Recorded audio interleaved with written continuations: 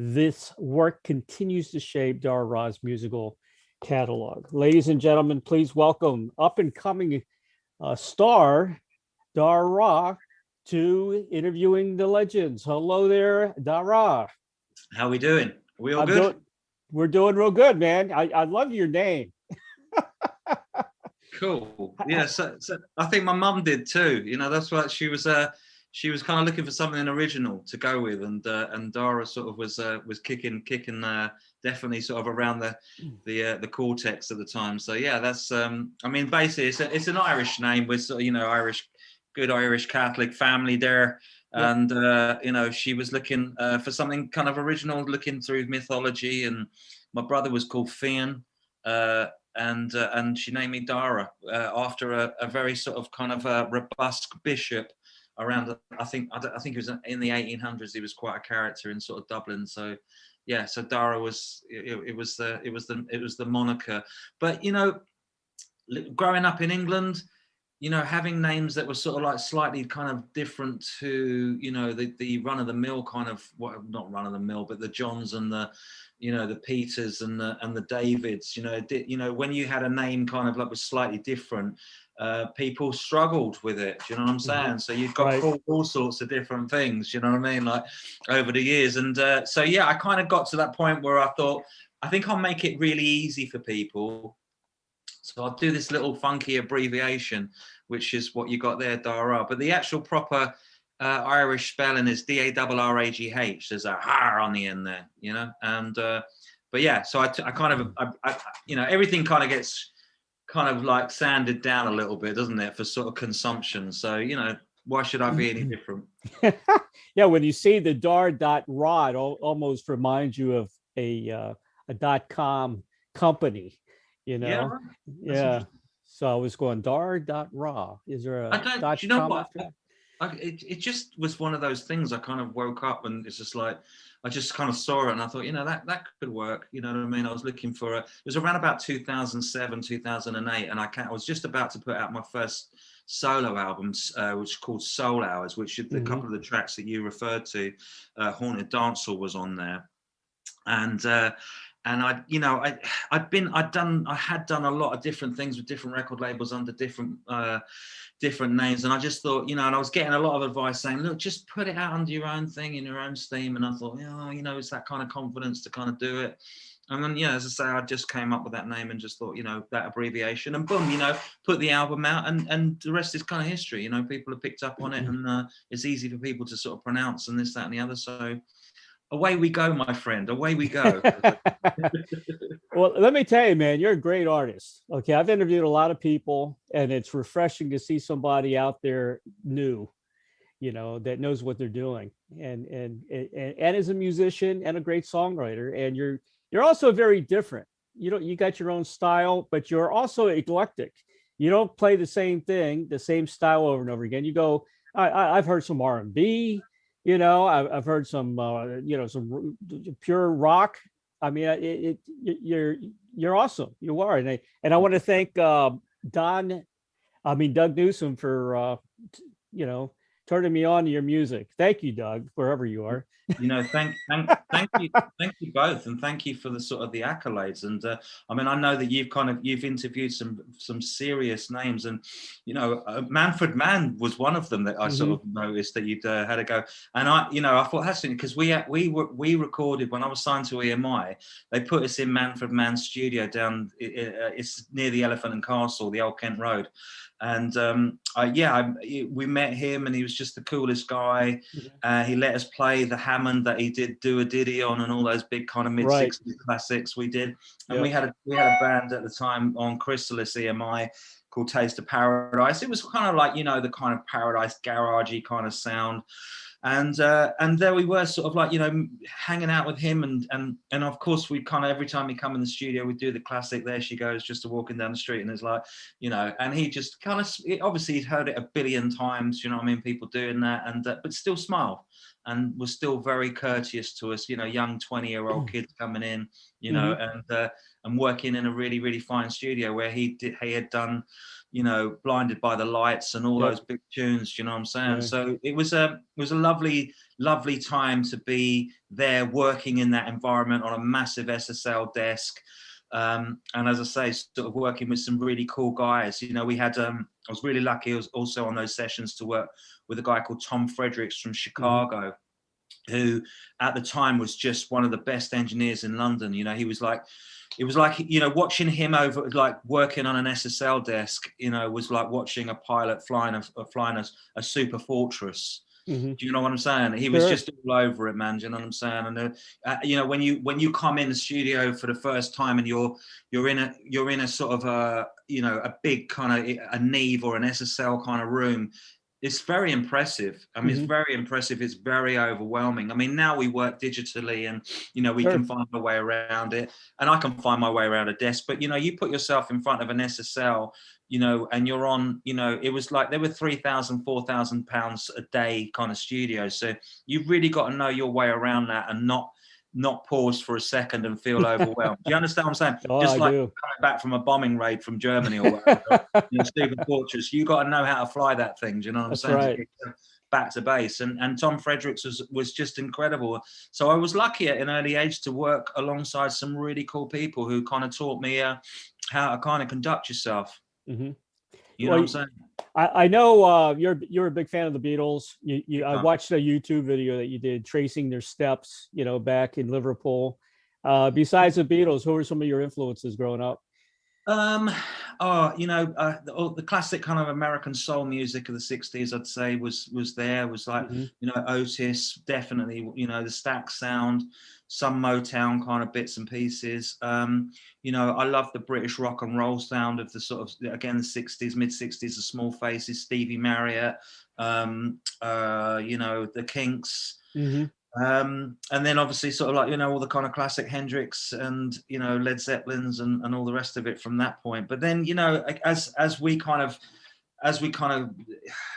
of moved on, there was, you know, people like Paul Weller, who's a British kind of icon. A lot of the punk thing was really kind of, you know, quite big when, you know, I was at school.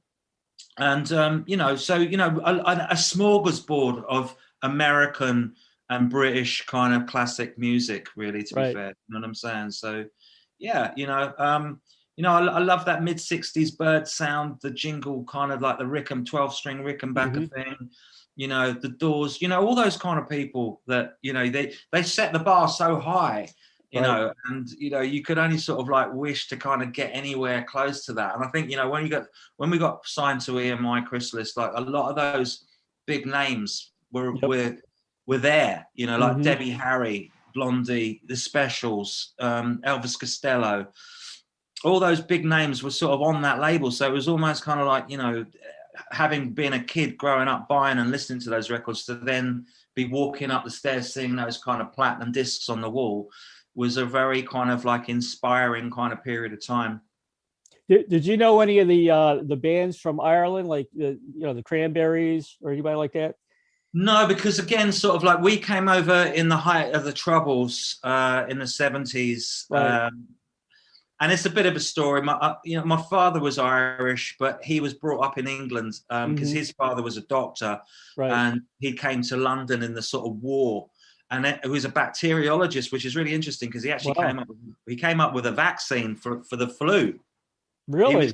He was given a posthumous award by you know, the king of the time, you know, given the Freeman of the City of London with the big sword and all the rest of it, because you know, it was a big deal, you know. And he had a practice in a place called Harley Street, which is now sort of like known for sort of, you know, one of the kind of, you know, one of the biggest doctor GP kind of like, you know, medical areas in England. You know, Harley Street is the place. So he had a practice there, and like I say, he was working as a bacteriologist during the war, came up with a flu vaccine. So quite ironic, we're in the middle of another pandemic with another vaccine kind of like you know, being touted about, as it were. So you know, but the thing is, the core of the answer is that because my grandfather came over to England, he sort of educated my father here. Mm-hmm. So when he went back to Ireland, he had an English accent, which just in the sort of 70s just did not, or in the 60s, 70s, it was just not going to go down that well. It doesn't matter how Irish you are, when the country is kind of technically at war with England, and you go back kind of with an accent that they it doesn't matter to them, unfortunately. And it broke my dad's heart because he had to leave. Yeah, he went back to Ireland to run the farm, and then he had to leave Ireland, and it broke his heart really but it was safer. My mum was kind of felt it was safer to come to England, and England's always been good to us. England's always been a safe bet for us. Always been a safe country where we can express ourselves, and I've got nothing but good things to say about England because, and I know that's going to upset a lot of Irish people in the world to understand, but like, I can't. You can only see as you find. You know what I'm saying? Right. It's like, there's going to be great Americans. There's going to be sort of not so great Americans. There's going to be great English. There's going to be great Irish, not so great. And I just think that when we paint these whole brushes of generalization about a race of people, it's a very dangerous thing to do. Do you know what I mean? So I love the Irish. I've got, and I love Ireland, and I love the culture, and I love the humor, and I love the the way that they are, very kind of, they see as they find, and they kind of, they bounce a little bit. They're very bouncy type, vibes. There's that Celtic thing. Do you know what I mean? And but then there's things about England that, again, sort of like, I've grown up here. I've got a lot of English friends, and as I say, like we've just mentioned, how many English bands did I mention that had been a massive influence? So again, it's like you've got to take the best and leave the rest. And I think people get hung up today about past and divisions. Things happened back in the day when the Battle of the Boyne, and all that, and they're still fighting the Battle of the Boyne in 16, whenever. And it's like, we have, the past is important. Of course it is. Without the past, we don't know our present. But if we keep holding on to these torches or these big, huge weights that we carry, we're not going to allow ourselves to move on. And that's, as I say, it's about love, man. At the end of the day, it's about loving. It's about loving the good things and working on the bad things. You get me? I get you. And the only thing that's gonna give us all peace around the world is music. I think art has always been sort of like something that can bring us together. I think music is kind of one of those kind of things within that pantheon. I believe that. But somebody can produce a piece of art, and we can all connect into it. Leonardo da Vinci can produce a piece of art that somebody could relate to in Indonesia, and be inspired by. And I think we're living in an amazing period of time. I know there's a lot of challenges, but the fact that we're all communicating in the way that we are, we're in like a global village now. You know what I'm saying? Yeah. And now, it's made things a lot easier in some ways to kind of to work. You know what I'm saying? Like I run my label on my own, but I'm able to farm things out right across the world. So I've got I've got an artist in Indonesia that's been making the last 2 covers. He did Rise Like the Sun. Yep. It picks up on a brief, real cool, real quick. I've spent time in Indo, so I kind of know what they're like. They're really deep thinking, kind of like very artistically kind of minded people. And so the internet has allowed me to not have to fly to Bali to talk to him. I'm talking to him every day about, the same goes for, I've got a mastering engineer, a young cat in Italy, who is just supreme. He's just done the last 2 projects, which is a company. Like most engineers, if I sent them stuff that wasn't kind of like that isn't 0.3 dB and minus 3 dB, and it's like there's plenty of headroom there. Do you know what I mean? They're going to go. They're going to send it back and go, what are you doing? I've sent him projects that have been mastered, and I've asked him literally, listen, I know this is a really, I know you don't ask mastering engineers to do this, but I've got all these 2-track mixes that are lurking about. I don't have the original mixes. Could you swing it so we can get this compilation album together? And he's gone, yeah, no problems, man. And he's come back and he's just enriched these tracks. I'm like, what is going on? So now I'm throwing every last little thing that I thought was unreleasable just to see if we've got the master. We've done it again. And literally, I've got I've got 2 albums going out, which is Mm-hmm. all comps from the label. Literally stuff that I've had out from the 90s to now. On Majestic Retrospectives 1, which should have been out last week, but it's been delayed. Majestic Retrospectives 2, which should be out later on this month, which probably be delayed, unfortunately. But then I found this project that I did for a film about London, about the Pearly Kings and Queens. So I don't know if you know too much about them, but they were basically sort of like the people that sold like fruit and veg and stuff in London, sort of like back in the day, you know. Right. And they used to sort of decorate their clothes with all these very shiny buttons and stuff, and they'd go out and they sort of like it was almost like a kind of a, they parade a little bit, do you know what I'm saying? They'd go to the pub and they'd sing and they'd dance and they'd have these amazing glittery clothes on. And I was asked to do some music for a film about one of the Pearly Kings of London, which unfortunately didn't actually get released. But I made these tracks and they were great, but yeah, they just sat about for a while, and then I'd lost access to the original kind of cut, and I just had these kind of like half-mastered tracks, which were great songs, brilliant songs. You're gonna love this. I've got somebody doing a video for it at the moment, man, and it's cool.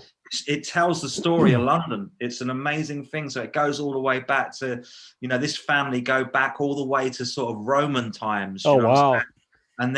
And it tells their story as they've always kind of like they've fallen in and sort of like for the call of the king or queen. So they fought in every war from like, the kind of campaigns in South Africa to the First World War, the Second World War. And it tells the whole tale of each generation going through their thing. So it's a 6.5 minute piece, you know what I'm saying? But it was just sitting on my drive and I thought, I listened to it like a little while ago and I thought, that's going to be an interesting one. I'm going to see if this Italian dude will pull it off. Do you know what I mean? Yeah.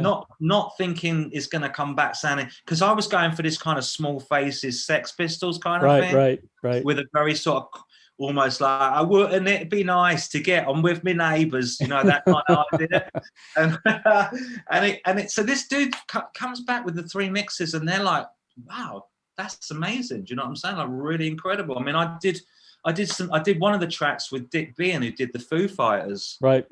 No, like his studio is not far from here, because we're not far from like Paul McCartney lives down the road. You got a lot of people kind of like, got Keith Richards, who's got a place in sort of like not far from here. So Mark Knopfler, I think, is just up the road as well. There's a lot of Everson, Lake and Palmer had a place up in Heathfield. So it's got a real, the Beatles manager used to live just literally a stone's throw from here, like Rushford. Wow. Do you know what I'm saying? So yeah. So it's kind of like it's got a real kind of rock and roll. A lot of the dudes who made a lot of money in the sort of the 60s all moved down to the country. This is where they got their country pads. So we've been lucky. We've lived down here for 10 years and it's been amazing. It's just farmland, like real quiet. It's changing a little bit now, but so yeah. So that's the story. So this dude sent this stuff back, and it was as good as the guy. It was as good as the 360 did the Foos, you know what I mean? I was like, wow, this kid's amazing. Yeah, your videos are very cool, by the way. I like the ones with the rat family. Oh yeah. Well, again, you see, thing is this: the coming back to this whole global village. You see, I've got a really cool guy called Brendan McGowan in New York who did that, and he did Rocksteady, he did Night Stepper, and he did Diamonds down in Atlanta, and again, sort of very guerrilla style.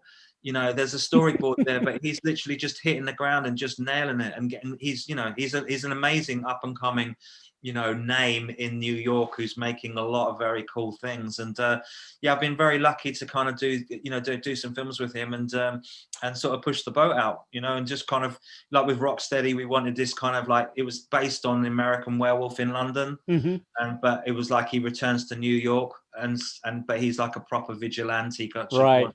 Wants to kind of clean the city up, so awesome. That's his deal. But obviously, he's living a double life. So, here's the deal, man. Do you know what I mean? With it, I think with the songs that I do, I'm really kind of into making kind of mini little operas with them. Do you know what I'm saying? Yeah. Like Brian Wilson kind of idea of these pocket symphonies. Have you done it? Have you done a concept album? Any of them? Would you consider any of them a concept album? I think New Kind of Normal probably comes close to that. Do you know what I'm saying? Because again, it's a sort of a tale of our times, really. And although I haven't done it you know, in terms of sort of like following a storyline. There, I think each individual song is a kind of testament to the time. So I think Sure. that there's concepts within that album that kind of link, like Heavier Than Rock and Roll was a testament to our boys and girls going out to Afghan, and just kind of, you know, questioning why are we doing this? You know, being a long way away from home, and that when the stuff starts to hit the fan, you know what I mean, and it's all coming in, it starts to get heavier than rock and roll. And it's just about questioning stuff, you know. And then there's Rewind, which follows on from that, which is about losing people too soon. So it's got that kind of flow. Yep. I'd have to tell you the story for you to kind of get it. I'd have to write the backline storyline for it. But within my sort of vibe, there is a framework of a concept there, yeah. I want to go over some of your my favorite tracks, but before I mention that, I want to mention Dar, the writer and author. Yeah. You've got two books out: Road Tales, which is about amazing people with life-changing stories that you met while touring the globe, and another one that, I mean, I'm going to buy both of these books. Right, so I appreciate that. It's great. Especially The Night That Jimmy Died, which is, what if souls could cross over at the point of life and death? What if your life was preordained and as a result of such a meeting as you were entering into the world? I mean, The Night That Jimmy Died. This is such a cool concept, man. I'm looking forward to buying both of these. The thing about The Night That Jimmy Died is actually based on an experience. I met a girl that was born in the same hospital on the same night as when Really? Jimmy. You're kidding me? Wow. And so it was in Knightsbridge Infirmary.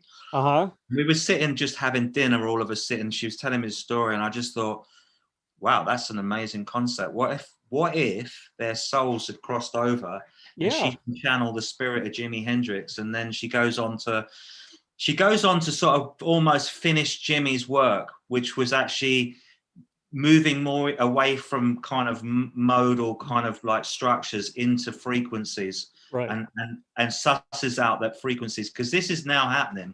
Where we're now starting to realize, and we're starting to realize just how powerful frequencies are in terms of healing your body and changing DNA structures. You know what I'm saying? Like the monks have known about it for centuries. You know what I'm saying? And I was lucky enough to kind of do an album in Australia with a guy called Orlando Allen, and we were working on frequencies. It was an album basically about, it was based on the Indian chakra system, and it was the whole premise was like, could you kind of get high without taking drugs? Right. So I was like, okay, let's kind of investigate this. You know what I'm saying? So we did this record with a girl who was doing these kind of workshops, and they were mixing kind of like certain frequencies with breathing exercises and tonal kind of things mixed with this ecstatic kind of dancing. You know, obviously after 8 hours of doing that, man, you're flying. You know what I'm saying? So I was like, you know, and I'd always been a bit kind of like, you know, classic kind of rock and roll, you know, I'm not going to lie, you know what, you know, goes on, sure. You know, and so it was a really kind of good wake up for me to go, actually, you know what, you don't need drugs to be creative, and you don't need drugs to get high. And so I took that premise of making that record, took us 18 months to make. It was 2001. And so I took that premise and just kind of mixed it with this whole channeling of Jimi Hendrix. And, you know, she goes out to change the world through rock and roll, and then ends up changing DNA through frequencies. You know what I'm saying? And there's some amazing scenes that I think would make an incredible film. I think so. You know, there's a scene in there where she becomes like amazing guitarist as well at the same time. She's like maverick kind of guitar player, and she ends up touring, becomes very big, tours America, gets to Seattle, and someone takes a shot at her, right? So she's basically in a coma, and she's going through the whole thing. But while she's in this coma, Jimmy comes and sort of like takes her to this realm which can only be sort of like described as a kind of heavenly realm. And within this framework, right, where he takes her, all the greats are there, right? And they're all doing a little set. They're all set up in this massive space where they've all got their bands. So you've got Buddy Holly with his crew. Right. You got the some of the Beatles are kind of hanging out, obviously. Right. They're doing their little routine. You've got, you know, Mitch Mitchell and Jimmy obviously doing their thing. And you know, they're so she's just sitting there watching because the spotlight just drops on each one. So spotlight is on, like, you know, Brian Jones, he's got a little thing going on. Next spotlight is on, you know, Jimmy, John and George, all that. They're all doing this little thing going on. Do you know what I'm saying? And then sort of like, so you're getting this kind of taste of all these amazing, great kind of artists that have graced the planet. Jimmy's obviously, you know, James Brown, Otis is there. And then they've all done their bit, and then everything stops. And then these lights come on and Elvis walks in. You know what I'm saying? Yeah. And everyone just like, everyone just drops, and they're like, very cool. The king is here. And, you know, and so that, I think, as a scene in a film, awesome, out there, man, absolutely out there. Could you imagine all those bands? Like, you know, you could just, you know, Chuck Berry, you know, classic Chuck, kind of classic, you know, all those dudes, Jerry Lee, all the cats. Do you know what I'm saying? I mean, obviously Jerry's still, no, Jerry's just gone, hasn't he? Jerry's gone. Yeah, you could do that. Do you know what I'm saying? You know, just have them and all. Eddie Cochran. Could you imagine Eddie Cochran doing a routine? You've got all the greats there. Do you know what I'm saying? And then, as I say, I think it would make a good little scene for a film, man. Do you know what I'm saying? But and it's kind of telling the tale of, actually, you know, about awakening, but not awakening in terms of sort of this kind of new wokedom awakening, but more, you know, awakening to higher realms. You know, like the difference between sort of enlightenment and being awake is kind of like, wokedom is very kind of like focused on third dimensional things, whereas, like, you know, enlightenment is focused on a very higher way, kind of like, you know, enlightening themselves to actually transcend the third dimension. Do you understand what I'm saying? It'd be cool if you go way back to all the early blues players too that started it all, like Robert Johnson, Muddy Waters, and all those guys. Of course, yeah. I mean, you'd have to name check John Lee Hooker and all those dudes. Yeah. But I'm just saying, you know, in the book, obviously, I've got, you know, I mean, I wrote it 3 years ago, so it's like, obviously, I'm just trying to remember it. But I just remember the way I wrote it when Elvis comes in, man. It's just drop dead, you know what I'm saying? And he just does his kind of 57 routine because he's fresh, you know. And, you know, no one could touch Elvis in 57, 56, 57. No one could touch him, really. You know, not, you know, if you went, I don't know if Chuck and ever went on stage back to back with Elvis, but I think there would have been a scary prospect to kind of have to follow Elvis. You know what I mean? I agree.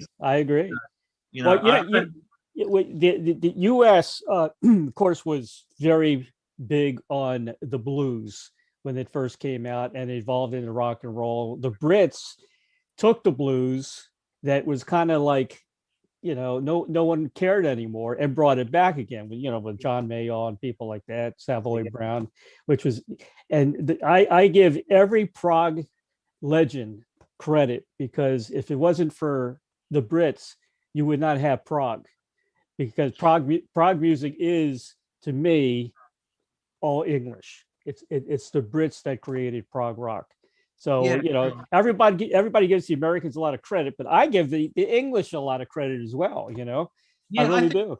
I think, you know, England and America has always worked very well together. I think we've always complemented each other. Do you know what I'm saying? Sometimes we get into trouble too much together, I think. Do you know what I'm saying? But I think creatively, we've always had a bit of a, you know, when anything broke here, like the Sex Pistols or the Clash, you know what I mean? It came over to America. America picked up on that, then gave us other things back, you know what I mean? And of course, you know, here's the classic thing, you know, the New York Dolls, of course, you know what I'm saying? And all that, you know, it influences the Clash, the Pistols, and then we come back. Do you understand what I'm saying? So it's always been a two-way thing. Like, there's a spark in America, Britain picks up on it, and we kind of vice versa, kind of, you know, expressing each other. You know, George Harrison picks up a 12-string, does a little jingle jangle on if I needed someone on Rubber Soul. You know, the Byrds come back with their 12 strings. You know what I mean? It's like, exactly. It's a beautiful combination of kind of things that happen like that. Do you know what I mean? So yeah, I think we complement each other really, really well. And that it's a special relationship. A lot of people, you know, really value that relationship over here. And I don't know if the Americans really realize that. Right. How much British people do value. I mean, I think of course, there's going to be a core that are critical. But I think if you talk to most English people and they said, do you feel more connected to America than you do kind of like, anywhere else? I'll probably get nailed for this. You know what I mean? But most people would say our default kind of like relationship is with America and with American people. Yeah, mine's the opposite. It's with the Brits. Well, yeah, I think what I'm trying to say is like I just want, Americans, I don't know if they realize how important sort of like you guys are to us. You know what I'm saying? Right. But music wise, it's, you mentioned punk, I go back, I think the Stones and the Who were one of the first punk bands, if you really look at it. Yeah, I think they were. I think, but everything influences everything, doesn't it? Yes, certainly. Here's the thing about, how things evolve. So, there was that kind of auto-destructive thing that was going on with Townsend sort of mid-65, 66. But that came out of the blue because like they were playing in Hastings, which is literally a stone's throw from here as well. And the venue was so small, that he lifted his Rickenbacker up and he put it through the ceiling of this venue and it snapped the neck and everyone started laughing because they thought it was funny. So obviously him going, all fueled up on whatever, decides to smash it to pieces, and then people thought that was part of the show. So that's how those things kind of happen. They're not sort of, sometimes they're not as kind of pre-programmed as you'd like to think. They've come out of the blue and then they've suddenly gone, well, this is interesting. It's an auto-destructive part of the act, which of course becomes, it's a punk thing to do. They take that. It is a punk thing. They scared the shit out of a lot of audiences. You ever see the Monterey Pop when the Who comes out? Look at the audience after they break their instruments. Yeah, they're like, oh my God. I think there's a weird sort of period of time between sort of 67 where the mod thing becomes psychedelic, and I think that bands like the Faces and bands like kind of like the Who still had that amphetamine fueled kind of aggression in their rock music, whereas a lot of the kind of the West Coast thing was a lot more had been much more immersed in sort of like the whole sort of marijuana kind of culture, which there's two different drugs working. You've got the very cool, chilled, want to listen to some acoustic guitar in, the canyon or whatever. Yeah. Whereas like coming out of like hardcore cities in England, like London and Manchester and Liverpool, there's still that hardcore drinking amphetamine angst, which, like you say, fuels the kind of the kind of that part of rock and roll, which when you look at Monterey, they still kind of, although it had happened, like obviously 65, 66, I don't think people were that ready for it when they, because you imagine that you're sitting there and you're like, you're chilled on big fat, whatever, and suddenly somebody starts smashing stuff in front of you, be like, oh dude, what are you doing? It's just that, you I'm can tripping, man. And then there's that clip of Hendrix where Hendrix goes, watch your ears, I'm gonna come at you, I'm coming, and he plugs that in, and off he goes, and he's straight into Purple Haze, and everyone's going, what is this? I know, it's great. They were coming from England. You see, again, Hendrix coming from, although he's American, he's coming out of England. Yeah.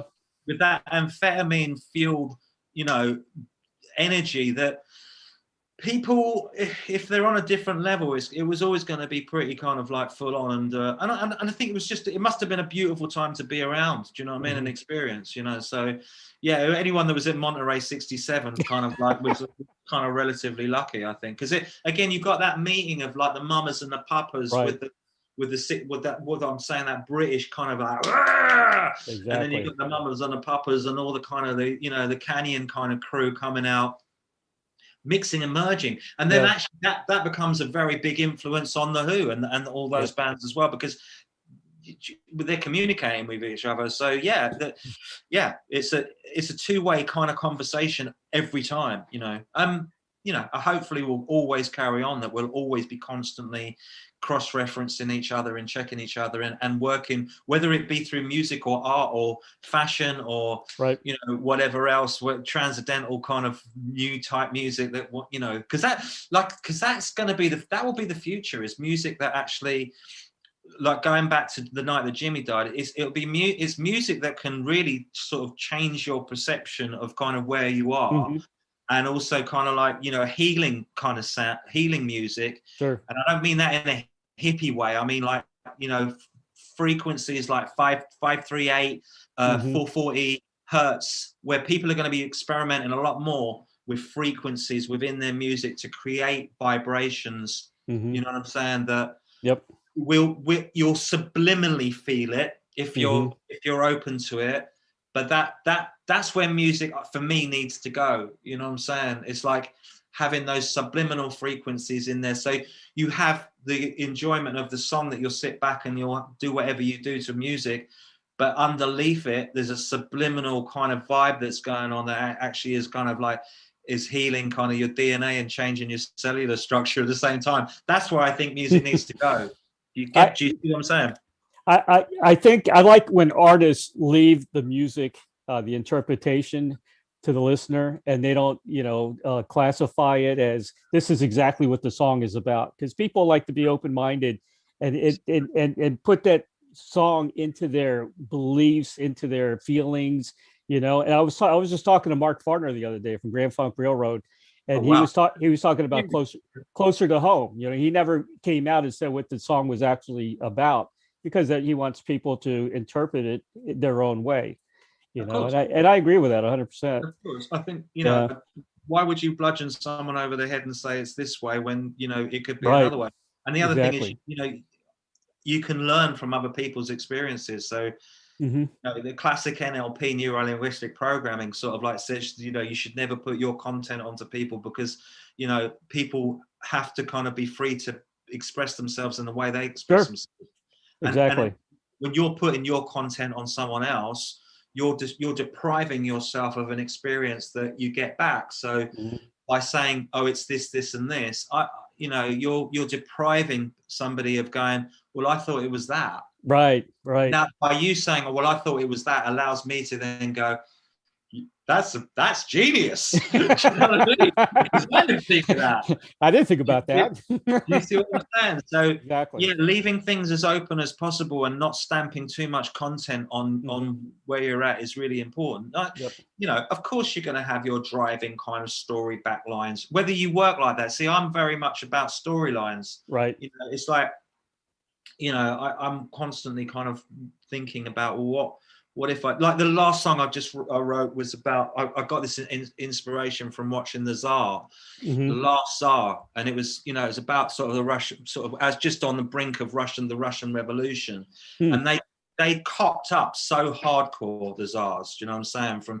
They had a good sort of 15, 20 years to get it right before what happened. You get what I'm saying? I do. Like, you know, they really cocked up big time. They weren't listening at all. But what was really interesting about that story was this song's kind of it's called No Time for Tears, but you look at Alexandra, who's hanging out with Rasputin, and she kind of looks like she's the ultimate gold digger. Do you know what I'm saying? And while he's off at the front, you know, Nicholas is out the front, he's trying to hold things together. He's making cock up after cock up, you know what I mean? Like, you know, this, that, and the other. And you think, you know, you just get this impression that sort of Alexandra's just there for the good times. But when they got arrested by the Red Army and they were taken sort of away from Moscow, and, you know, they'd had a period of time where they were in isolation under house arrest, and it must have been terrifying. Must have been, because the whole family's there. You know, they were used to kind of living in a pretty luxurious kind of lifestyle, you know, and they were abandoned. Do you know what I'm saying? But here's the kicker, man. The kicker is this, right? Right at the core, right at the end, where the bullets are just about to fly, they reach out for each other and they hold each other through this storm of bullets. And so for me, it's like that is the truest expression of love for me. Do you understand what I'm saying? So sure. I had this idea just for a track kind of about this, about a love, a true love that will hold forever. It's not there for just for the good times. It's there when the bullets are coming down. Do you know what I'm saying? Yeah, excellent. No Time for Tears is that. So I'm kind of constantly looking for ideas you know, from all different kind of areas, you know what I'm saying? And then I'll take my kind of tip out of that. But yeah, so it's the storylines are really important. You must be kind of a history buff too. Your knowledge is excellent. Yeah, I think again, you know, we started off the interview by saying sort of like, you know, if you don't know your history, then you don't know your present. Do you know what I'm saying? And if you don't know your present, then how are you going to create your future? So I think that, you know, I think it's a dangerous thing when I see sort of people trying to rewrite history right now. You can't wipe out the history. You know, it's a very dangerous thing because if you kind of start saying, you know, this was happening in the 1800s and young kids coming through are going to be impressionable and they're going to go, oh, so that was happening and, oh, they didn't do this. And do you know what I'm saying? And it's a kind of a complete juxtaposition and between sort of like fact and fiction. I think that it's very dangerous when you know, if you're going to start putting, you know, with all due respect, if you're going to start putting statues down, do you know what I'm saying, and hiding things that happened, you're robbing the next generation of learning the mistakes. I agree with you 100%.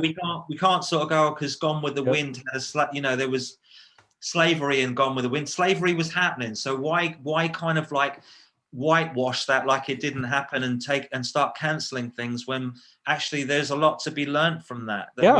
We'd never go back to that again because it is so horrific. It's like, you know, because we've evolved.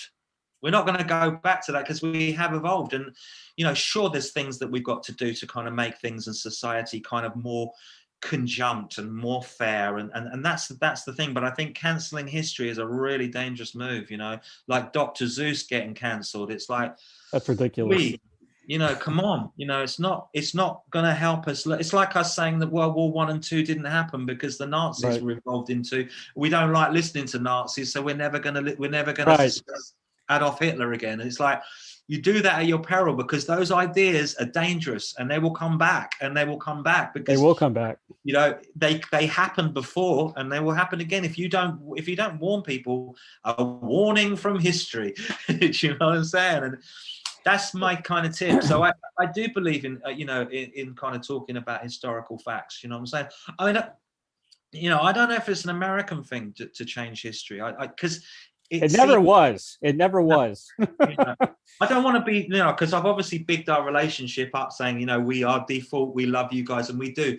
But I have noticed, you know, over the years that America is very liberal with the past in terms of sort of what happened. And the British never used to be like that. They were always very much like, historical accuracy has to be paramount. Do you know what I mean? And now it's like, pull that down. He was this, he was that. It's like, where are we going with this idea? Do you know what I mean? It just doesn't look like the same country I kind of grew up in. But I don't know, you know, if that's what kind of like that, if that's what they think is the right way forward, then I guess we have to learn from the mistakes. You know what I'm saying? You know, we had such a short path. Look at England, man. You guys go on forever. You can't, you know, you can't wipe out all that. You know, there's a lot of cool stuff that happened back in the day. Exactly. But again, you see, the thing is, like, if you start saying, right, we're not teaching Winston Churchill anymore because he was a character. He was not the greatest. He had some dark sides to him. There's no two ways about it. Like we, you know, before it was cool to say anything about Churchill, we knew what was going on with Churchill. It's like, you know, if you were in certain circles, we talked about that. Do you know what I'm saying? But I never, even though I knew at the age of 16, 17 that Churchill was a bit of a tyrant, no two ways about it. But he got this country through a very, very tricky period of time. And I think that, you know, he should be remembered for the things that he did. And he should be sort of questioned for the things that he didn't. But to silence and to say we're not going to talk about Churchill, it's just ridiculous. It's ridiculous. It's a bit juvenile for me. Do you know what I'm saying? Because, you know, again, you've got to kind of own your past. And the British kind of, you know, British history is checkered, man. There's no two ways about it. That's right. You know, however, you know, we learn, we go, whoa, that was interesting. Do you know what I'm saying? You got to learn from the past. I want to talk about some songs, man, that I got really excited about. First of all, Diamonds in the Shadows, and you got a video out there. That's definitely one of my favorite tracks. Can you talk a little bit about that tune? Diamonds in the Shadows. So that was really just that was a mantra, an affirmation of a tune, where I just felt that it was, it was a good mantra. We are diamonds in the shadows, trying to find our way back home. Right. It's really just for for the lost tribes, that we're all a bit lost, aren't we? Do you know what I'm saying? And we're all looking for our tribes. And we meet somebody and we're like, oh my God, you think like I do. Quick, come in, it's kind of like, it's like tribes. It's like, wow, you're part of my tip. You kind of get where I'm at. Like, we formulate these kind of tribes. Human beings are tribal by nature. You can't deny that. We like what we like, and we like what is kind of like us. Do you get what I'm saying? Do you know what I'm saying? It's like, that's, you'll be attracted to people that are on your tip. You're not going to be hanging out with somebody that's going to be like completely dire position to you, because you'll be going, that doesn't feel right for me, so I'm not going to be around that tip. Do you get what I'm saying? I agree. So I agree. That's what it is. It's like, we can become more enlightened and actually open our kind of visions a little bit, but that's not our natural tip, because that's not how we came out. Survival happened because we were all going, yeah, man, like, right, I'm on your tip, that's cool, yeah, I'll get that, I'll watch that, I'll do that, I'll make sure that's happening. That's how we came together. We worked together as a unit. You know what I'm saying? So Diamonds in the Shadows really is about the lost tribes coming back together and recognizing that we're all diamonds. And we that's the core of it, I think, is actually saying, look, we're all diamonds, we're all on this plane together.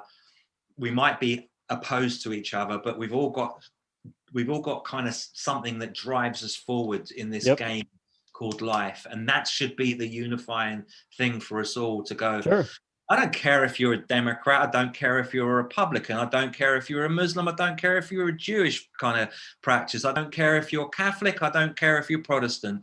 It's where you're at as a human being that's important to me. Yeah. Do you get what I'm saying? We're all connected. We're all connected. I want to hear your opposing views. So if you are coming from the left, I want to hear those ideas. Yeah. If you're coming from the right, I'm going to be open to listening to what can I hear in your game plan that we can find that ground together. Do you get what I'm saying? So let's not go, because they're from the Republican Party, we can't listen to them.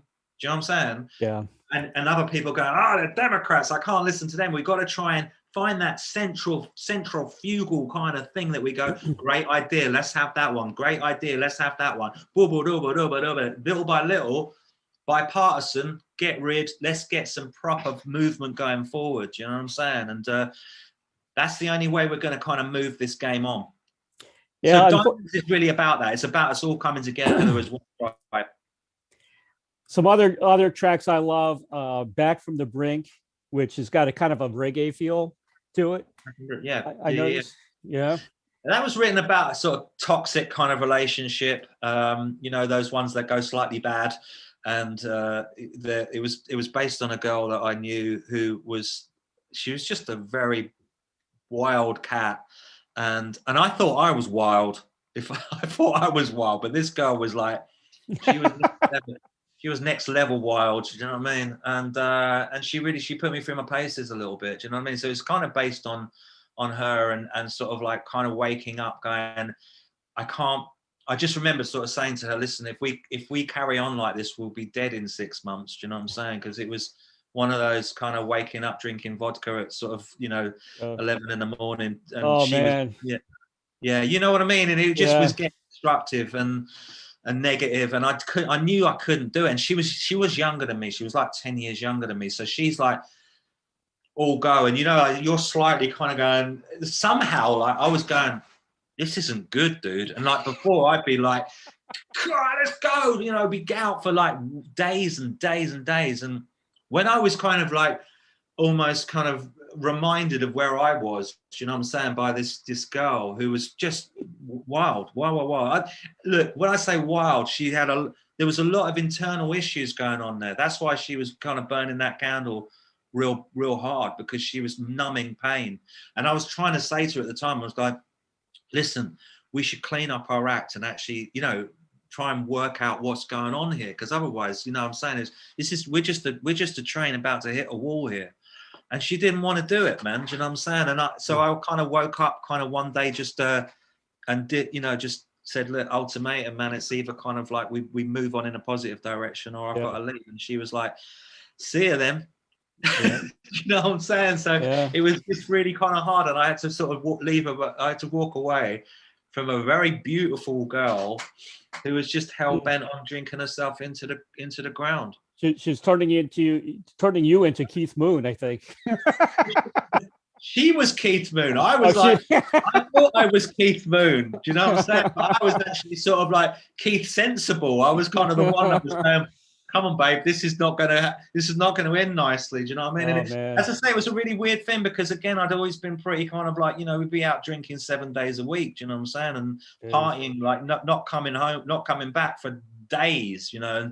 But again, when you start getting a little bit kind of like more mature, you suddenly realize that behavior isn't really going to go down that well. That's why sort of most kind of dudes now, if you look at most rock stars, they're not really doing the Keith Moon thing. Not anymore. It's over. They're in bed by 10. Do you know what I mean? Up doing their yoga sort of like in the morning. Do you know what I mean? And I'm not going to lie, man. I'm like that. I'm not in bed by 10, but I'm definitely like, I'm not caning the drugs and the alcohol anymore. In fact, I don't even drink and I don't take drugs. You know what I'm saying? I'm like, wait.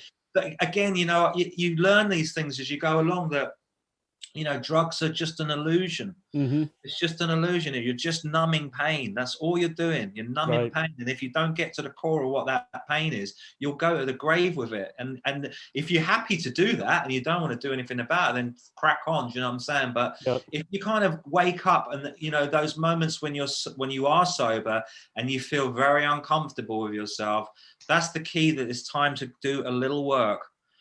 Do you know what I'm saying? Oh, yeah. Do a little work. Have a little look in there and see what's going on, because there's probably some trauma in there that just needs dealing with. The main thing is you got mature enough to stop. There's so many people that don't stop and they end up dead, which is very sad. I thank my time in Guatemala for that. Do you know what I mean? Took it to its final level in Guatemala in the jungle in Panacachao. That was it for me. I was like, dude, this is way too good. I got to get out of here. Do you know what I mean? It was paradise, but no, it was again, all things can they either kill or cure you, right? Exactly. Yeah. If you read Road Tales, there's a big chapter in there about me in Guatemala, kind of having some pretty mad experiences with some pretty heavy stuff. So yeah, it's kind of in there. But again, it's not really about me per se. There's 15 different kind of stories with different characters who all had life-changing experiences, and it just so happened I was in different countries when I met these people. And I just decided, well, it'd be amazing to write a book about them. Do you know what I'm saying? So that's really about kind of like, a maverick cat that I met I call him Don Juan, who was very kind of, it's questioning kind of altruism, like kind of why did certain people step out of their nuclear family to support the greater community? So, that's each one has got that kind of like questioning kind of like these human qualities and frailties. Some of my other favorite tracks, the Lights record drop or Lights record drop. Oh right, yeah. That's the Lights remix, the Dark Knight remix. Yeah. That song should be a James Bond soundtrack. Can you imagine? Can you imagine that as a James Bond soundtrack for a new movie? I can imagine that. I can totally imagine it. There's quite a few people that said that actually about certain tracks being kind of Bond-like. Very Bond-like. Somebody else said something about Wolverine the other day as well. Another American guy said Wolverine should be sort of on a Bond thing, and I was like, yeah, cool, man. I mean, look, if Bond phones up and she's she's ready for the job, you know what I mean? I'm all good with that, Yeah. Again, sort of like, again, we talked about not putting content on, but Lights was written about Robin Williams when he died, when he passed, and again, it was really about having someone there in those moments when you're feeling that the darkness is kind of too much to take, that I pray that there's somebody there just to switch the light on for you. And that's what Lights is about. It's a tribute to Robin Williams, and it's a tribute to anyone that actually has gone through that and not had someone there for him. So yeah, it's a kind of Great track. Yeah. I'm just going to go over a couple songs real quick that I liked. One cool thing was you had an Indian, which is a traditional dance of India, I believe. It's the beat. Is it Bhangra? Yeah, Bhangra Bangra. stance Yeah, remix. I like that a lot. yeah. That That's was very, very beefy. cool. That's Yeah. beefy. Yeah. We talked about Haunted Dancehall. That was another favorite of mine. They said it was an Asian underground mix. That tune, Oh yeah. Again, that was on a Hilary Duff movie. That right? mix. Haunted Dancehall was on a Hilary Duff movie. ABC Films did a thing with Cool. Hilary Duff. The film was Beauty in the Briefcase, so one of those kind of films. You Hmm. know, it was an ABC. I still get paid for it now, which is great. I guess they Great. show it in Vietnam or something. Do you know what I mean? And I get a royalty check for it, so it's all good, man. Do you know what I mean? So, Haunted Dancehall, yeah. Again, it's just another one of those. You know, when you split up with someone and you go out and all these songs remind you of someone, and it's Hmm. you just feel haunted by the whole scenario. You know what I mean? So, just a lot Heart of those. Heart Shaped Pill. You got an official video for that. Another Yeah. favorite. Rewind. Sounded very. That song sounded very '90s rock to me. Okay, cool. Yeah. Yeah, I mean, again, that was, that's just about losing people too soon. Right. Again, sort of, wanting to rewind the clock so you can experience that over and over again. Just that those times that you've had with someone, and you know, it's the hardest thing that a human being has to go through when you lose someone you love. Yeah. It's the toughest gig you'll ever. Very tough. Family, mums, dads, aunts, whatever. It's Hmm. you just wish you could keep, like I lost my mum 10 years ago, do you know what I'm saying? And Yep. every day I sort of wake up and I think, oh, there's things that remind me of her, and I just I wish know. that sometimes I could go back and rewind that time and spend that time with her again. And it ain't, it's just never going to happen, man. Do you know what I'm saying? But it's just that prayer and that wish that you can. Yeah, I lost my mom 3 years ago. I know the feeling. Oh, Yeah. God bless you, man. Yeah, I'm sorry man. to hear that. You got some really cool rockers in here. Phenomenal. Cool. You got Heavier Than Rock and Roll, which Cool. again we got rock in there. You've got some R&B kind of tracks. Okay. Let Love Be Your Religion and Fly Tonight, Yeah, which yeah, had yeah. Yeah, they're pretty soulful on yeah. some hours, you know what I'm saying? But yeah, I kind of, like you said when we started the interview, do you know what I mean? I like flicking about, man. I get a little tired, you know what I'm saying? I spend a lot of time kind of working on music, so I kind of want to visit different areas, and see where I can kind of take ideas to, and yeah, there's many different pathways to the top Definitely. of the mountain, you know what I'm saying? And I enjoy. I think if I stopped enjoying the challenge, I think every song is a challenge that you do to bring it home. Do you know what I'm saying? And it's the challenge. It's like once they're done, it's kind of you give them to the world. You know what I'm saying? But Exactly. Yeah. when you're in it, it's kind of like the moment you sort of finish writing that lyric and you're starting to shape it, and I don't know, this is me talking my working method, you know what I'm saying? The moment you finish that, I finish that lyric, and I've worked it, and I work it as a performance, and then I lay it down, and that's when the game starts. Mm-hmm. You know Mm-hmm. what I'm saying? Because it's Yeah. like, right now, where are we going to go with this kind of production wise? What are the drums going to be like? Oh, Yeah. they're kind of go. Oh, they could go different there. Oh, they should build there. No, the arrangement's wrong. Do you know what I mean? No, we've got to start again. Oh, I've got to, and it's like that. And then, you just never know until the moment you finish that mix and you get it wherever you listen to it, in the car or whatever, and you go, I got it. Mm-hmm. And then that's it. And then you go, right, master it, get the artwork done, get it out, move on to the. Do you know what I mean? Good. I'm I glad you love the feel that way. artwork. I'm banging to. I Yeah. love art, concepts of art. Like if you look at all my covers, they've all got little kind of subliminal tales. I never just bang things out for the sake of it. Do you know what I'm saying? Mm-hmm. Like Rise Like the Sun, it's kind of got that element of indigenous kind of like the sun, of the Aboriginal sun flag. I've got the idea about that. The just right, those, the way that they live so naturally, and there's such a tune, and there's such an example of kind of living in tune with the planet that the Aboriginal people have. And so again, Rise Like the Sun there is another affirmation. Mm-hmm. Do you know what I'm saying?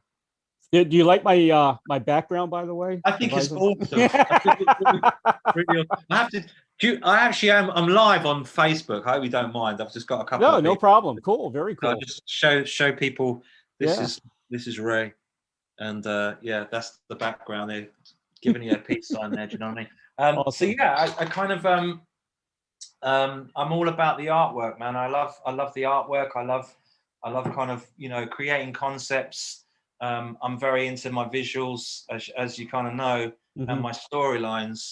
So yeah, you know, that you get a lot with me. Do you know what I'm saying? I try and put a lot of layers in there, so it's not just, oh, you listen to the track and that's it. It's kind of like, I want you to come back and go, oh, I didn't hear that. Like when you put on Sergeant Pepper's, you know what I'm saying? Right. And you go, I've listened to that record all my life, but I'll put it on and I'll go, oh, I didn't hear that kick drum like that before. Exactly. Do you know what I mean? Exactly. Oh, I didn't hear the way John played that one there. Do you know what I mean? Oh, that piano's slightly different. So there's, you know, I kind of like music that does that, where you can listen to it over and over again. And Dark Side of the Moon's another one. Yeah, I was just going to say that. Yeah. You know what I mean? You listen to Dark Side of the Moon, and you can it's such an incredible, you know, piece of music that is so ambitious for the time as well. And you know, do you know, there was a period in my life where I couldn't go to sleep without having that record on. I swear to God, it was like I couldn't sleep. It was just I had to put it on. I had it on a cassette. It was like the full album on a cassette. You know, I had bought the album, so it wasn't like I'd ripped anybody off. I bought, you know, I bought it about 3 times, I think, that record. But I had it on a cassette, and I used to just hit. Do you remember the Ghetto Blast? They used to call it. I don't know if that. Oh, the Ghetto Blast. I used to sell those. Yeah, there you go. I don't know if you're allowed to say Ghetto Blaster anymore, but you know, it was one of these with a sort of, you know, tape deck and you could plug your record player in the back of it, blah blah blah. It was like an old Sony thing. Do you know what I'm saying? A boom box. The boom box. You know, so I'd stick my hands in, man, and I'd just fall asleep to Dark Side. And then, you know, but there was a point in it I'd sort of edited out the bit where the clocks go off. But that was I couldn't have that. Do you know what I'm saying? The rest of the album is just incredible, man. Do you know what I'm saying? Yeah, I feel a little bit like that with Relayer from Yes, you know, the Gates of Delirium. And, you know, I can listen to that over and over again because it tells a story. It's almost like it's the story of Tolstoy, I guess. Oh, wow. Yeah. Okay. Okay. What, Lord of the Rings kind of thing? Yeah, in a way. Yeah. No, War and Peace. War and Peace. It's a War and Peace. Wow. I see what you're saying. They actually got it from War and Peace. Okay. Yeah. Is that Dostoevsky? I think Russian? So. Yeah. I think so. Yeah. Well, that would be an interesting album. I'll have to check that out. Good album. There's someone down in Florida that was actually going on at me. She's a lovely lady, actually. They run Electric Lady radio down in Florida. Really cool people. And the lady down there was just going on about, you gotta listen to this Yes album. It's like da da da da da. Do you know what I mean? So second time now, I better go and check them out. I had Rick Wakeman on the show not long ago. He's a funny guy. He's a quality cat. Did you ask him about what he thought of the Sex Pistols? No, didn't do that. You should have done. I always find him really interesting as soon as he starts talking about his career and then talks about punk and how punk put that. If I was you, I would have too. So what do you think about Johnny Lydon then, mate? Just to wind him up, do you know? Yeah, he's quite an interview, that guy. Yeah. He's got a lot of track record, hasn't he? I mean, he's got a lot of track record to sort of and an incredible piano player. Piano player. Speaking of piano playing, was that you on Evermore? Yes. That was you. That's a beautiful song, man. Yeah. I wrote that for my mum. That's a beautiful song. I played that for her at her funeral. Really? Listen, do you want to hear the story behind Evermore? Yes. I couldn't listen to that song. I couldn't listen to that song my mum died in 2008, and it comes back to, you know, I was going through my kind of vault stuff because I've been doing the radio shows and this, that, and the other. Right. And there it was, Evermore, and I thought, I got to listen to that to see if it cuts me the way it did before.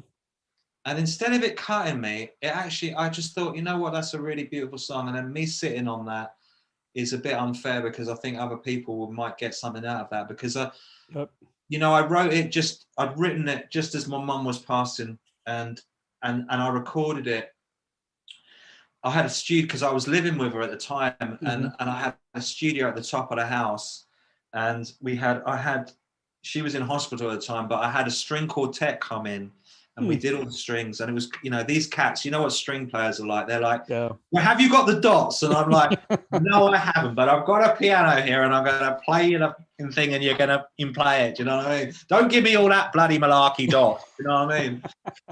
And I just played it for him, and they sort of got with the program, and they, you know, I like the arrangement on that. I like the way the strings come in at the sort of middle sections, and you know, it's not an obvious arrangement. So, but again, you know, I listened to it. I sent it down to the, you know, as a batch of tracks for Ballads of the Downtrodden.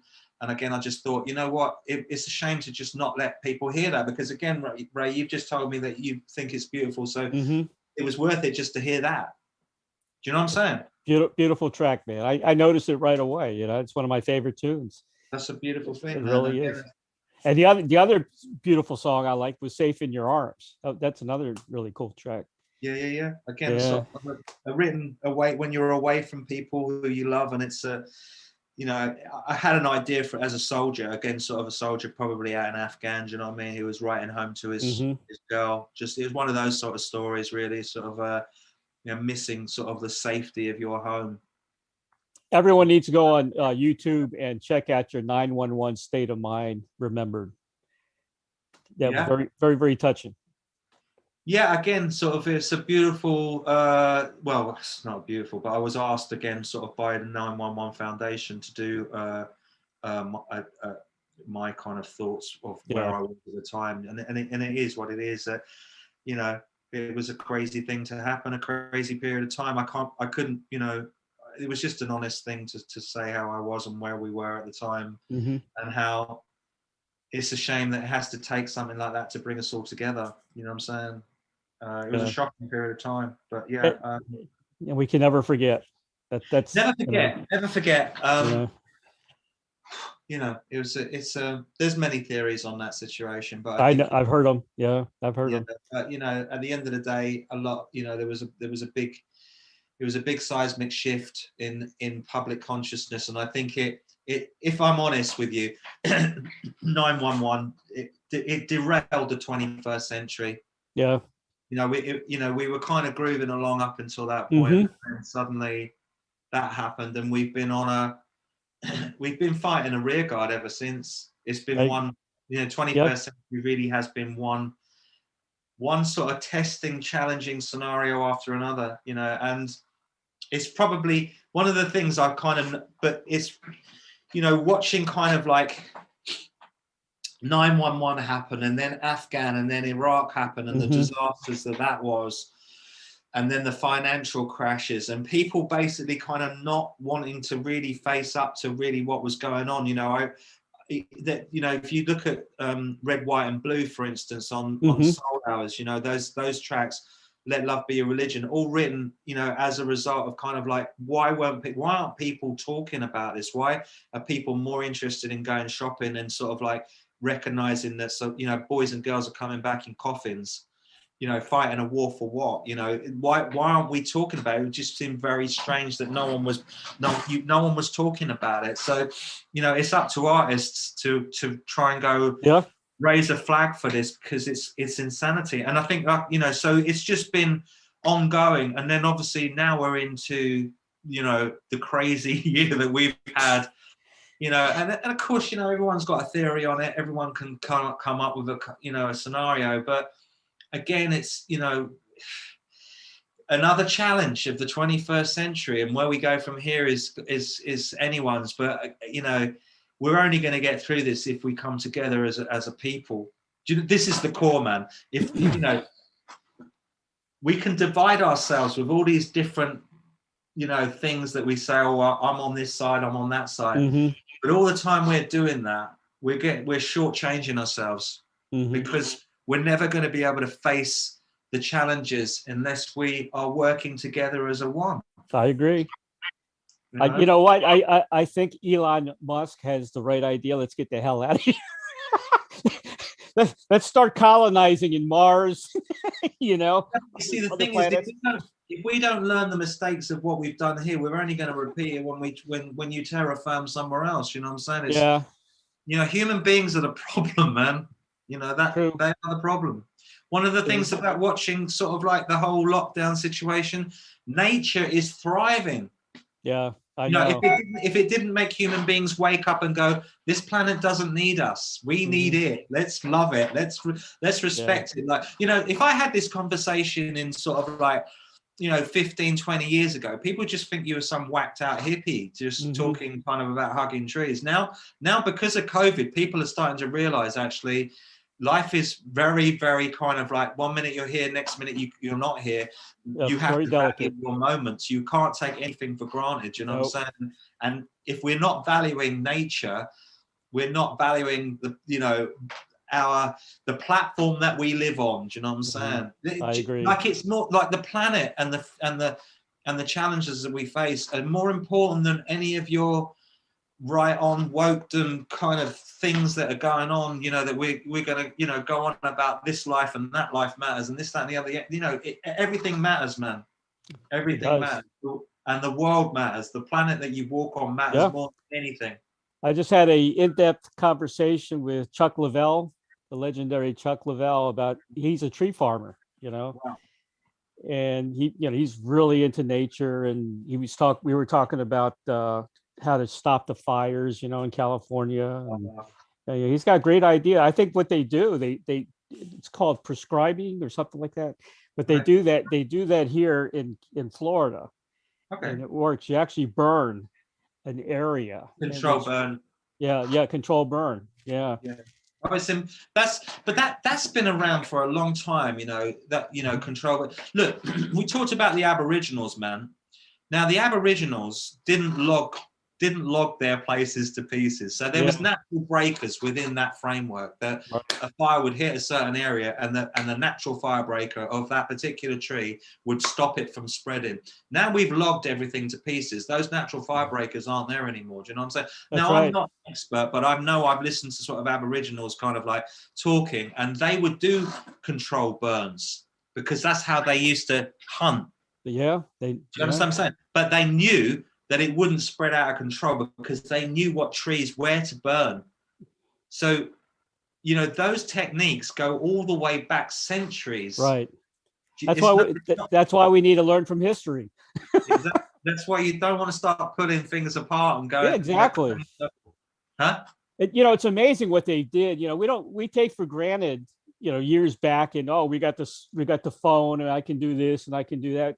That's nothing compared to thousands of years ago. Look how they wrote the Bible back in the day with handwritten, beautiful. Exactly. I mean, you can't do that. You can't do that today. Nobody's got the patience to do that today. Who could write the Bible today? God knows. Only God can inspire us to do that. Do you know what I'm saying? But yeah, you know what? I think that there's lots of kind of things that have happened. Like for instance, the way that people used to build buildings, if you look at kind of King Solomon's temple, the way that's set up in terms of, they built structures that aligned with the planets, you know what I'm saying? Exactly. They could track the planets. They could particularly always had a view on Venus, because wherever Venus was tracking, that's how they would navigate, or that's how, that when they knew sort of Venus was in a certain part of the sky, that would be a time to plant, or do you know what I'm saying? So, a lot of those buildings basically were built for that. They were built as like Stonehenge. They were kind of like there to track the pyramids. The pyramids were done. You've got the same thing that goes down. You got things like when you go down to sort of Mexico, southern Mexico City, down to Guatemala, all the way down where the Mayan stuff happens. You've got a similar thing going on where they knew about those structures. They knew how to set them up in terms of being able to, they worked out astrology. Do you know what I'm saying? And movements of the planets. So, they could tell the story of life by just literally looking up and having these planets to basically be able to work out measurements with. So, It's amazing. The ancients were way ahead of the game. And Oh yeah. somewhere along, look, I tell you what happened, man. Organized religion came along and it just buggered everything. You know what I'm saying? Because, like, you know, when people basically sort of like have access to knowledge, that makes them a little dangerous. You know what I'm saying? So it's kind of you know, religion came along. I mean, particularly when you look at the Romans, you know, the Romans basically thought, you know, look, we can't keep control with a sword,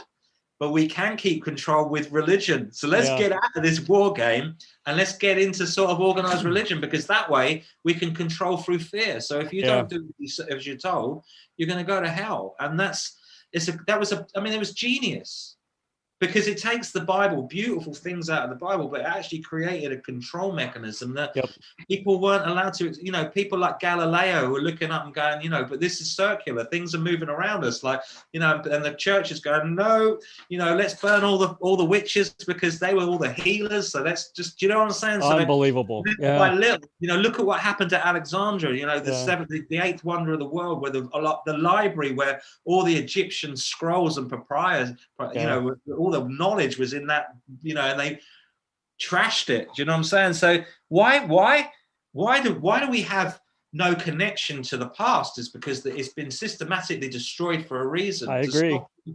To stop you becoming kind of like, you know, a power within yourself. But the sad thing is, though, if we were all, you know, advanced, because actually, if you think about it, we as human beings should be so much more advanced than we are. We're still living in our primitive minds. I agree. We're still in survival mode, most of us. Do you know what I'm saying?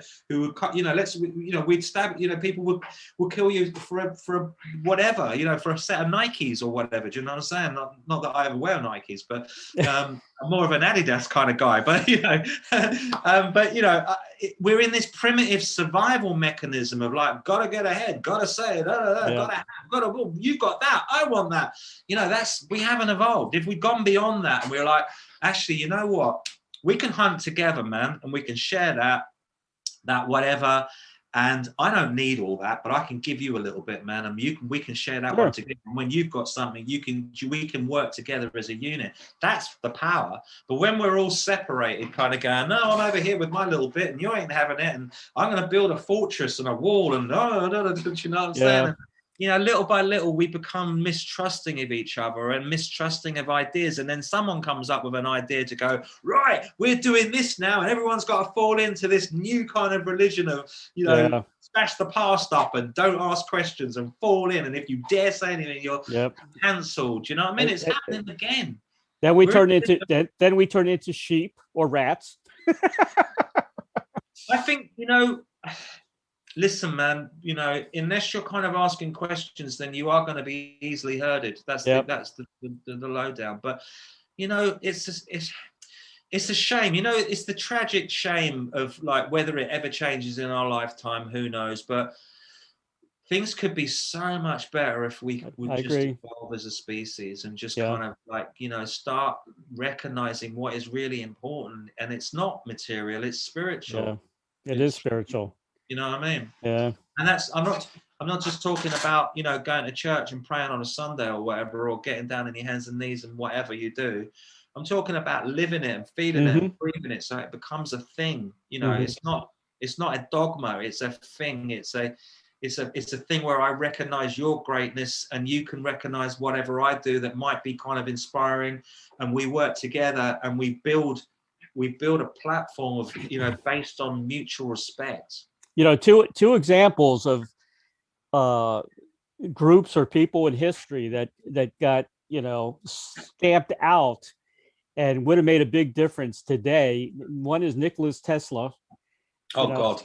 And the other is the American Indian. We could learn so much from the American Indian, and they just, you know, destroyed them. You know. Yeah. Again, that's that European concept of like crush and destroy and control. I mean, again, you know, you look at you know, it's devastating to see what happened to the native Red Indians. It's devastating that people didn't want to learn from them.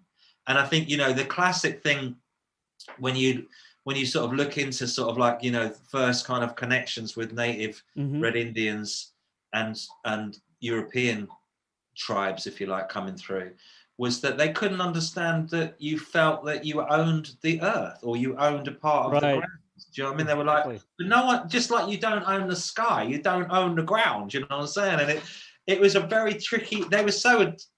It was just a very sort of odd concept to them that they couldn't really get their heads around it. It was like, you know, they walk like the Buddhists almost when you think about it. Do you know what I mean? They walk very lightly. They realize that no one's here forever, and that, you know, we should walk very, very lightly and give more than we take. That's where they were at. They didn't slaughter all the kind of the bison. Do you know what I'm saying? They knew that was their food source, so they were respectful of it. Do you know what I'm saying? You know, look at the destruction of the, you know, of like, you know, you just look at the bison mountains that they were paying people to kill bisons for not even to eat, to starve the Indians out. You know, it's that kind of weird thinking where you kind of go. It is. But if we don't talk about it, if we go, oh, because it happened in the past and it's white European history, we shouldn't talk about it. We don't know. We don't learn. We go, well, that was a really weird thing. Yeah. You know what I mean? We can learn a lot from the Buddhists too.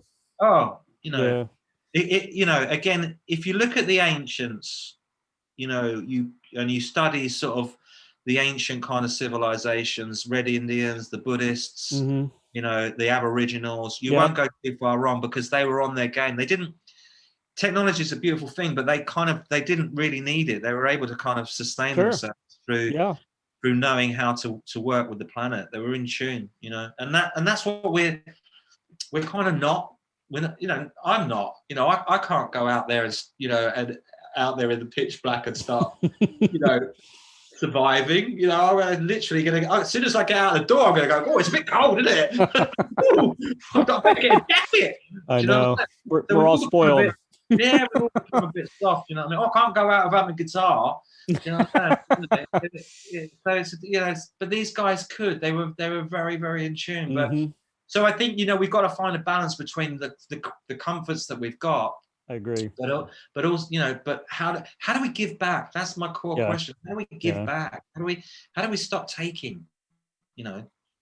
Dar, here's your final question. I asked this question to everybody. I get some very interesting answers. If you had a Field of Dreams wish, like the movie, to perform or collaborate with anyone from the past or present, who would that be? Oh, I think it'd have to be John Lennon and George Harrison, probably. Do you know what I mean? I mean, I know a lot of people who know me know that John's always been a bit of a, you know, a sort of just a thing and a person and an energy that, you know, was always kind of like inspiring in many different ways. So I think just hanging out with John and George would be really cool. But again, going back to that night that Jimmy died, you know, there's many kind of cool people that I could collaborate with and work out some interesting things. You know, like imagine working with Jimmy would be amazing. You know what I'm saying? You know, you know, even to imagine just producing Jimi Hendrix would just be incredible, wouldn't it? You know what I'm saying? And just seeing that incredible energy in front of you would just be mind blowing. You know, and just seeing where his vision was and seeing if you could add in whatever you could add in, or even sometimes, you know what, it's good to just let things flow. I think that, you know, rather than sort of try and control things. So yeah, that would be either any of those cats from sort of like that period of time for me would just be, you know, would be pretty cool. You know, and and so where would you, was the question about sort of performing together, or was it just, you know, where would you? Either one, performing, collaborating, anything like that. Yeah, I think more collaboration, kind of like, you know, digging it, you know, into, I don't know, a lot of studios in Los Angeles are still kind of rocking, but, you know, equally sort of over here, sort of Abbey Road's still kind of going. So yeah, I'd just probably pull a few of those cats into Abbey Road and see what we came up with. Do you know what I mean? Yeah. That would be a pretty cool vibe. Just being in Abbey Road Studios is enough. Well, yeah, exactly. I mean, like, you know, luckily Abbey Road's still there. Yeah, you know, it's been clever in terms of how it's kind of kept operating, and you know, and we're lucky that that's still there, that we can talk about, because a lot of those kind of amazing, like Capitol Studios, I think in Los Angeles, that's not there now, is it? It's gone. I'm not sure. I thought the building was still there. No. Yeah, but I think they turned it into. I think they sold it and they turned it into. Is it condos? Do they have condos? I wouldn't be surprised. I heard that Yeah, EMI kind of went a little bit Yeah. tricky and sold out, and then they sold a lot of the real estate, particularly. And yeah, so a lot of the studios, obviously, because it's become a lot cheaper to basically record at your own. Like I was saying, down at Manfred Mann's studio, that was like £2,000 a day. I mean, that's probably that was expensive. in 1992. So let's call it 3,000 US a day just to be in those studios. So, you have to have a pretty big budget to be able to pull that off. If you're in there for like 2 months making a record, you're going to be that's a bill.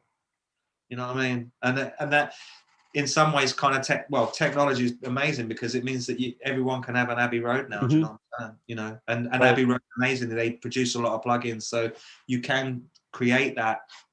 I mean, I actually worked on the desk that they did Peppers on. Really? Yeah, I was out in Sydney, and we worked at 301 Studios Mastering Suite, and they actually had a part of the original desk from Abbey Road, EMI 301 out there in Sydney, and obviously at the time they were chucking stuff out to replace it with new stuff. Yeah. And I think for some reason, sort of like someone out in Australia said, "We'll have it."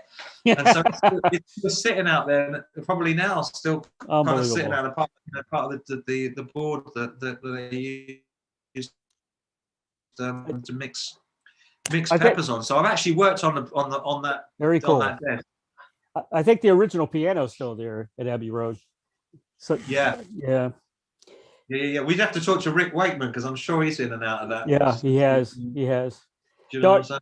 Dar, you got anything else for me? What's new music coming out? Are you definitely going to tour after the pandemic is over with, or what's going to happen next? Yeah, I mean, look, at the moment I've got this.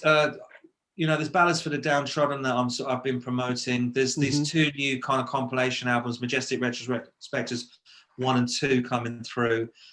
There's a new album. Literally, I've had to rebuild the studio that I'm sitting in at the moment because it kind of needed a. You know what? When you're working, like the rest of the house was all done. Do you know what I'm saying? But this, because it was my studio and I was working on project after project, I kept saying, no, I can't do it. Do you know what I'm saying? And then eventually, it was starting to kind of show that things were kind of needing to sort of be reworked. And then once you get into it, you unveil a whole smorgasbord of issues. So it's taken me 7 days to rebuild the floors and the walls and the decorated this, that, and the other. And so yeah, I've got an album which which is written. There's quite a few songs that will go on that. So that's that. Once I've got this basically wired up, I'll be back into sort of producing up and getting it, mixed. I'll mix it somewhere else. But so there's some great new songs, and again, you talk about lots of different genres. There's lots of different vibes on that record. I think it's going to be interesting. Hopefully, be out by sort of late summer. In between that, we've got another EP just about to come out as well called Kings and Serfs. And there's some really cool artwork, which I've just had come through from the cat in Indonesia. And so that's out. And there's a really cool video coming alongside that called Londinium. And it's the history of this family that go back through to the Roman ages. And this guy has made this really cool video for it, which it just tells the story of this family from the sort of 1800s to the present of how London kind of formulated. So that's coming forward. I've just seen the first bit of that, and it's really amazing because he's got all this old footage, and it looks like Buster Keaton sort of almost footage. Do you know what I mean? It's like really cool kind of flickery old vibes. Do you know what I mean? And I think you're gonna love it. I think you're gonna love it because I'm looking forward to that. I saw it last night, and I was just sitting there. Like I'd had a full day finishing off here, and this came in, and he said, "Oh, can you check this first kind of rush of it?" And I was like, and I checked it, and I was like, "Oh my god, this is so cool, man!" Do you know what I mean? I'm really, there's a few things he needs to change just in terms of references. So he's just working on that. And so that'll be out. Another EP, there's great artwork on that as well. We've taken an idea of a First World War magazine that was being sold, and so that it's got a soldier and a nurse, and Kings and Serfs basically is a reference to saying that we're always having to serve these the elite, shall we say, and you make of it what you want to make of it, and so that'll be going out hopefully where are we now? It's March, isn't it? Jesus. Yep. So late March, April, I'd say it'll be out. I'll get the film over to you as soon as I've got it. I promise you, you'll get it first. And so, yeah, so that's happening. So lots of things. And you know what? Things happen in between that. So I've got, like John Lennon said, you know, life happens when you're busy making plans. You know what I'm saying? So I just kind of keep my kind of vision open. I'm hoping to write a new book as well. So I've got a few ideas for a couple of new books to sort of to write as well. So I'll hopefully get some time to start hitting the keys. You know what I mean? And start typing out. You know, Dar, we're gonna follow your career, man, and we're gonna get you on the show in the future as many times as we can. Okay? Well, you know what, man? You're a great talent. You are an awesome talent, man. We all believe in you. So, and I think great things are going to happen to you. I really do. Well, you know what? I'm all about the team. You know, I'm all about the team and keeping people close who, you know, who are a part of that team and you know, sharing things and inspiring. And you inspire me, man, with some of the vibes that you do and what you do and what you produce on that station is just incredible. You know, I'm here for you guys. You know what I'm saying? To support you as much as I can. So we appreciate that. You know, I'm producing a radio show for your station as well, which I'm really proud about.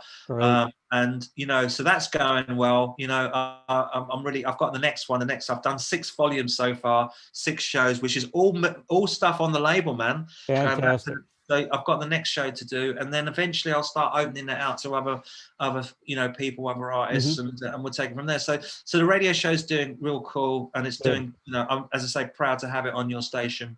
Awesome, man. Thanks for being with us today. I really, really appreciate it. Thank you. I want to mention real quick, The Night That Jimmy Died is available on Kindle, and you can get that at Amazon Books, and it's under Dar Ra J. Brady, correct? Yeah, Dar Ra J. Brady. Dar Ra J. Brady. Yeah, and you also, can get. go ahead. It's hard copy as well, I think, on that as well. I think there's a hard copy lurking about if you like flicking through the pages. You know what I'm saying? So yeah, that's out, and you know, just keep inspiring, keep bringing people together, keep talking, man. That's what it's about. That's what it's about. Keep sharing ideas. I want to mention Road Tales as well on Kindle edition, also available at Amazon.com. For more information about Dar Ra, you can visit Facebook, www.facebook.com/Kush-a-Deep. Is that right? Kush-a-Deep. Yeah, that's my record label, Kush-a-Deep. Kush-a-Deep. www.instagram.com/Dar Ra Brady. Reverb Nation, www.reverbnation.com/Kush-a-Deep Music, and Twitter, www.twitter.com/Kush-a-Deep as well. Yeah, I mean, the thing is, if you get into trouble, just either Google my name or Kush-a-Deep, and all that gear come up, man. You know what I'm saying? Or you know, if you go on YouTube and you want to see some videos, man, just put in dar.ra, and all that stuff will come up, and you can get into it, and hopefully you know, some of your listeners will enjoy it as much as we, you know, I've enjoyed sort of making those records. You know what I'm saying? Special thanks to Doug and Don Newsom of BBS Radio for making the magic happen for each and every broadcast of interviewing the legends. And big thanks to Doug for introducing me to Dar Ra. That was awesome. Oh, hell, the Doug, man. And everybody buy my book. If they can see it up there. No. You can't see it. I can't see it at the moment, but just tell me what it is, man. Okay. It's the Rockstar Chronicles Truths, Confessions, and Wisdom from the Music Legends that set us free. It's series 1. It's got over 45 interviews. Wow. From the greatest legends. You know, we'll get you in there one of the series. Oh man, that's awesome. So just give me that title one more time. It's the if you want, I can email it to you. Yeah, and I'll email you the information. And it's called Rock and Roll Chronicles. The Rockstar Chronicles by Ray Sasho. So the Rockstar Chronicles by Ray Sasho. Go get it. It's a read. It's the business. It's going to take you on a journey, and it's rock and roll history in the making. Amazon.com or bookbaby.com. Available now. Get out there and score a copy, because we want to support people that do great things. Thank you, Dar. I appreciate it, man. I'm going to order your books tonight. Thank you so much. You know, I'm really looking forward to kind of coming out and meeting you guys soon. Oh yeah, you know, definitely. When this is all kind of like chilled, and we can come over and we can play some shows, and Yep. Just have some fun, kick back, play some music together, you know? Well, if you ever need an MC for a show, look me up. Dude, you're my first port of call. All right, I'm man. telling you now. God bless you, man. God bless all the listeners. Bless you too, man. You're a great person. I appreciate it. Thank you, man. And just keep